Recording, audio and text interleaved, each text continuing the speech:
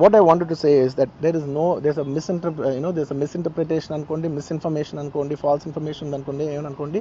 It is no road show, it is no procession. Just థియేటర్కి వెళ్తుంటే జనాలు ఎక్కువ బయటకు వస్తే జస్ట్ అలా వేవ్ చేసి మళ్ళీ లోపలికి వెళ్ళిపోయి మళ్ళీ థియేటర్ లోపలికి వెళ్ళిపోయాం. అండ్ థియేటర్ లోపల మీ సినిమా చూసిన కొంచెం సేపటికి సార్ నా వర్క్ అసలు ఏ పోలీసు కానీ ఎవ్వరూ నాకు వర్క్ అసలు నన్ను కలవలేదు, నాతో ఏం చెప్పలేదు. నాకు చెప్పిందల్లా అది పైగా మా మేనేజ్మెంట్ సైడ్ నుంచి వాళ్ళు మా వాళ్ళు వచ్చి చెప్పింది ఏంటంటే, సార్ బయట ఓవర్ క్రౌడ్ అవుతుంది, మీరు దయచేసి వెళ్ళిపోండి అని చెప్పారు. వాళ్ళ పోలీసు వాళ్ళందరూ బయట చాలా మందికి ప్రాబ్లం అవుతుంది సార్, ఓవర్ క్రౌడ్ అవుతుంది, మీరు వెళ్ళిపోండి అంటే నేను వెళ్ళిపోయా. సినిమా స్టార్ట్ అయిన కొంచెంసేపు నేను వెళ్ళిపోయా. నేను మా వైఫ్ అందరూ మేము బయటకు వచ్చాము అంతే. నాకు అసలు ఆ తర్వాత నెక్స్ట్ డే నాకు తెలిసింది ఒక లేడీ ఇలా ఉందంట, కళ్ళు తిరిగి పడిపోయిందంట, ఆ తర్వాత ఆవిడ పాపం చనిపోయిందంట, ఇలా ఒక కిడ్ ఉన్నాడు అంటే నేను షాక్లో గురయ్యా. అంటే నాకు తెలీదు అసలు, నెక్స్ట్ డే వరకు నాకు అసలు తెలీదు. I had no idea. ఎందుకంటే నేను నా పిల్లోనే పక్కన పెట్టుకున్నా, నా వైఫ్, నా కొడుకు, నా కూతురు థియేటర్లోనే ఉన్నారు. నాకు తెలీదు.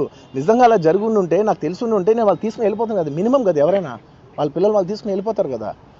నాకు తెలియని కూడా తెలియదు. సరే పిల్లలు వాళ్ళు చూసుకుంటారు, మనం వెళ్ళిపోతే క్రౌడ్ క్లియర్ అయిపోతే, ప్రాబ్లమ్ సాల్వ్ అయిపోతే నేను వదిలేసి వెళ్ళిపోయా. అలాంటిది నాకు తెలిసి కూడా నేను సినిమా చూస్తూ ఉన్నాను, ఇలాంటి ఫాల్స్ అలిగేషన్స్ వస్తే చాలా బాధ వేస్తుంది. పిల్లలు ఉన్నారు సార్, పిల్లలు వదిలేసి వెళ్ళిపోతాను నేను.